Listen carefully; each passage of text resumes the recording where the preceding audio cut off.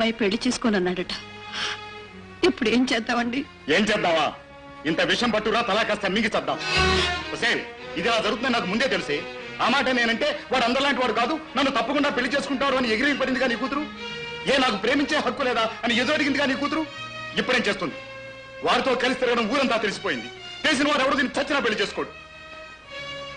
కన్న తండ్రిగా నాకు తప్పుతుందటే ఏదో గంతకు తగ్గ బంధ సంబంధం ఒక దాన్ని తీసుకొస్తాను.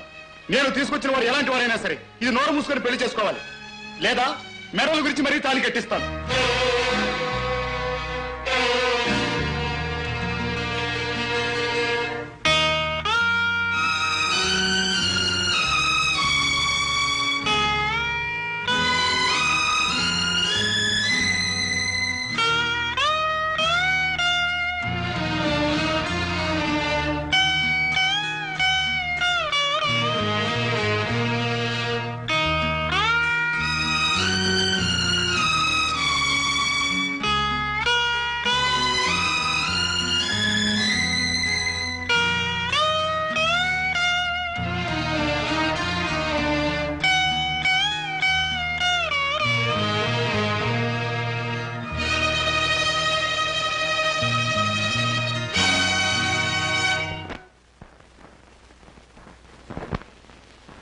నీ అనుమానం కరెక్టేనమ్మా.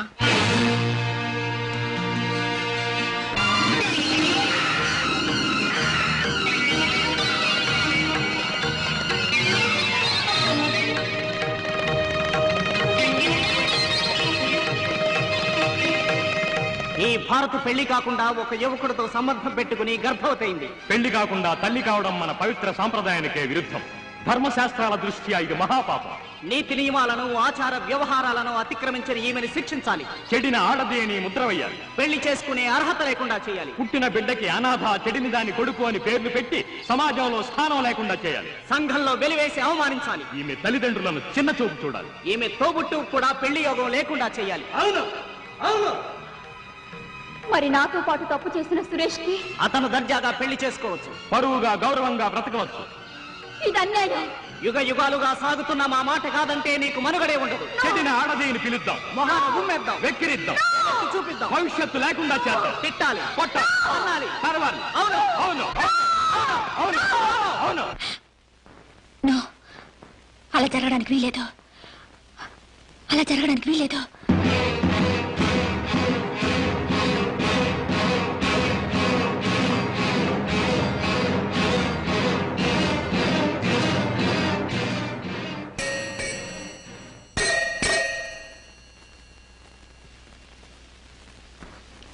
ఎవరు కావాలమ్మా? లాయర్ గారిని కలవాలి. ఉండండి చెప్తాను. అమ్మా, మీకోసం ఎవరో అమ్మాయి గారు వచ్చారమ్మా. అమ్మాయా? ఈ టైంలోనా? సరే, లోపల రమ్మని చెప్పు. సరే అమ్మా.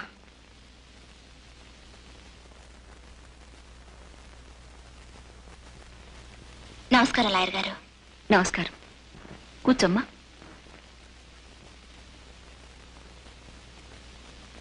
ఎవరమ్మా నువ్వు? నేనెప్పుడు నిన్ను చూడలేదే. నేనెవరో మీకు తెలీదు, కానీ మీరు మాత్రం నాకు బాగా తెలుసు. నా పేరు భారతి. నేను కోర్టులో బెంచ్ గుమస్తాగా పనిచేసే విశ్వనాథం గారి అమ్మాయిని. మా నాన్నగారు మీ గురించి చాలా గొప్పగా చెప్తుంటారు. అంతేకాదండి, కాలేజీలో మేమంతా మీ గురించి చర్చించుకుంటాం.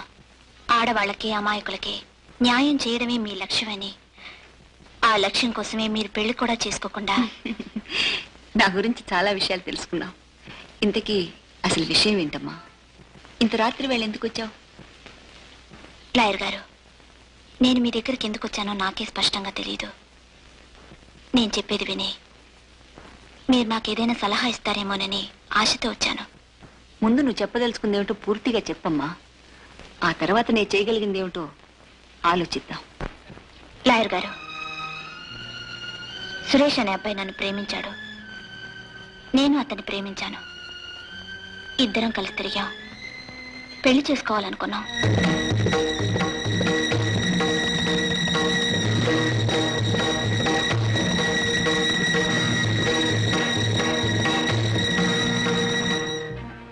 అతను నన్ను అలా మోసం చేసి ఇప్పుడు పెళ్లి చేసుకోనంటున్నాడు.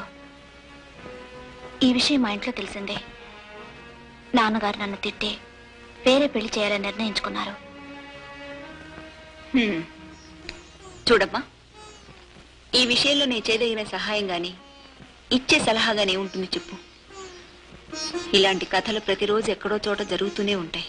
నిజమే, నేను చెప్పింది ఎన్నోసార్లు ఎంతో మందికి జరిగిన పాత కథే. కానీ దీనికి ఒక కొత్త మలుపు తిప్పాలని, అందుకు మీరు సహాయం చేయాలని అడుగుతున్నాను. నీ ఉద్దేశం ఏమిటో నాకు సరిగా అర్థం కావట్లేదమ్మా. నా ఉద్దేశం చెప్పే ముందు మరో విషయం చెప్పాలి మీకు. లాయర్ గారు, మా ఇంట్లో వాళ్లకు సురేష్కి తెలియని విషయం ఒకటి ఉంది. నేను నెల తప్పాను. అవును లాయర్ గారు, ఈ నిజం తెలుసుకుని ముందు భయపడ్డాను. చాలాసేపు ఆలోచించాక నాకే తెలియని మొండి ధైర్యం, తెగింపు నాలో వచ్చేశాయి. నన్ను ఈ స్థితిలో పడేసిపోయిన సురేష్ని వదలకూడదు. నన్ను నలుగురు ముందు దోషిగా నిలబెట్టే ఆ సురేష్ కూడా ఈ తప్పులో బాగా ఉందని, వాడు దోషేనని నిరూపించాలి. సురేష్ ని కోర్టుకి ఈడిపించి కోర్టు ద్వారా న్యాయం పొందాలని అనుకుంటున్నాను. నాకు పుట్టబోయే బిడ్డకి వాడే తండ్రిని 10 మందిలో నిరూపించాలని నా కోరిక. అందుకే నేను మీ దగ్గరకు వచ్చాను. నాకు మీరు ఎలాగైనా సహాయం చేయాలి. చూడమ్మా భారతి, నువ్వు కోర్టుకు ఎక్కితే అన్ని విషయాలు ముందు బట్టబయలవుతాయి. నీ తల్లిదండ్రుల పరువు ప్రతిష్టలు, మీ కుటుంబ గౌరవం అన్ని వీధిన పడతాయి. ఇలా పరువు కోసం పాకులాడే నాలాంటి కన్నెతల్లులెందరో ఏ నుయ్యో గుయ్యో చూసుకోవడం, లేదా తమ బిడ్డని చంపుకోవడమో, అది చేత కాకపోతే ఏ అనాథ శరణాలయ పాలు చేయడమో చేశారు ఇన్నాళ్ళు. నేను చేసిన తప్పుకి నా బిడ్డను శిక్షించను. కష్టమో నష్టమో ఆ శిక్ష నేనే అనుభవిస్తాను. ఈ తప్పులో సురేష్ కూడా భాగం ఉంది కనుక ఆ శిక్ష వాడు పొందాలి. నాతో పాటు వాడి పరువు పోవాలి. ఈ నా నిర్ణయం నాలాంటి ఆడపిల్లలందరికీ మనోధైర్యాన్ని ఇచ్చి ముందడుగు వేయించాలి. అంతేకాదు లాయర్ గారు, ఆడపిల్లల్ని ప్రేమించి అనుభవించి ఆ పైన పెళ్లి చేసుకునే ధైర్యం లేక చేసిన తప్పు నుంచి తప్పించుకునే పిరికి పందలకి ఈనాటి అమ్మాయిలు తెలివి తక్కువ వారు కాదని తెలియజేయాలి. అందుకు నేనేమైపోయినా పర్వాలేదు. ఒక సాటి ఆడదానిగా మీరు నాకు సహాయం చేయాలి. ప్లీజ్, మీకు చేతులెత్తి దండం పెట్టి మరీ అడుగుతున్నాను. ఆ కన్నీరేమిటమ్మా? ఈనాడు నీకున్న ధైర్యంలో 10వ వంతు ఏ ఒక్క ఆడపిల్లకైనా ఉండి ఉంటే మన ఆడవాళ్ల కథలు ఎప్పుడో మారుండేవి. నువ్వేడవటేమిటమ్మా? ఊరుకో. మీరు నాకు చాలా ఆత్మీయులుగా కనిపిస్తున్నారంటే నాకు మీరే దిక్కు. మీరే నాకు ఒక దారి చూపాలి. పిరికి దానిలా చచ్చిపోవాలని లేదంటే నాకు ఏ మగవాడి అండా లేకుండా బిడ్డను కని పెంచుకోవాలనుందా అంటే నాకు పెళ్ళొద్దు, సంసారం వద్దు, ఎవరి జాలి వద్దు. న్యాయం కావాలంటే న్యాయం కావాలి. ఊరుకోమ్మ భారతి, ఊరుకో. నీ కేసు నేను టేకప్ చేస్తాను. నిజమా అంటే? అవునమ్మా.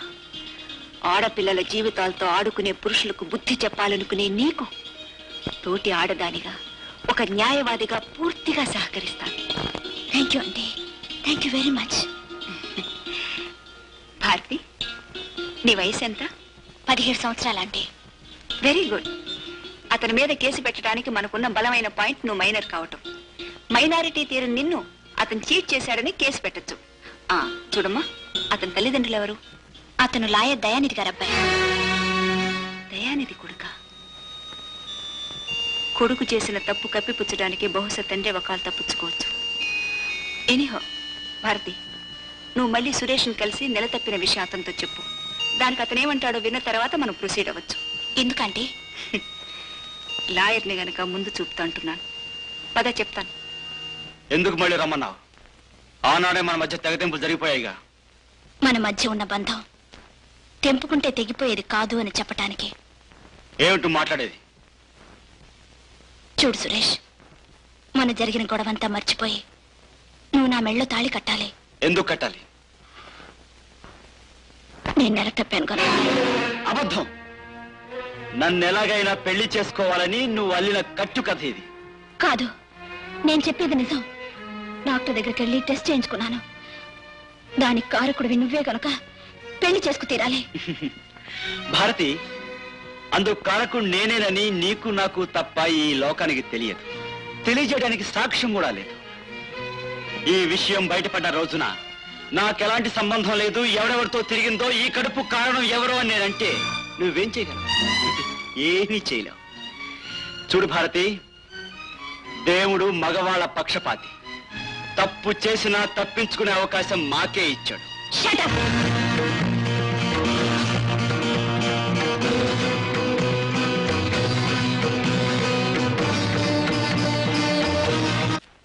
సిగ్గు లేకపోతే సరే, ఆ కుర్రాడింటికి వెళ్ళి వాళ్ళ నాన్నగారితో మాట్లాడుతుందట.